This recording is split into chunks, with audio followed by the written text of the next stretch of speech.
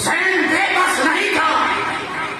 اگر ہزاروں کے سامنے میرے نبی کا بال خالد کے سر پہ آ جائے، اس سر کی کیا شان ہے جس کے بارے میں کہا کہ یہ سونا، یہ پیارا، یہ میرا حسین مجھ سے ہے، میں محمد ایسے ہوں.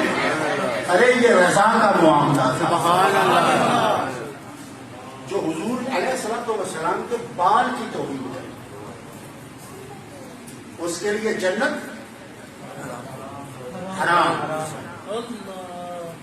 پھر سنیے، علماء لکھتے ہیں جو حضور علیہ الصلوۃ والسلام کے جوتا مبارک کو جوتڑی کا دی،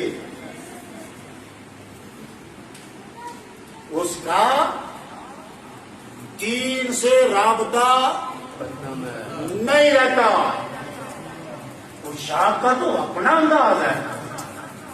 کسی نے کہا جی حضور علیہ الصلوۃ والسلام جو کپڑے پہنتے تھے کیا وہ وقت کے ساتھ ساتھ میلے بھی ہوتے تھے؟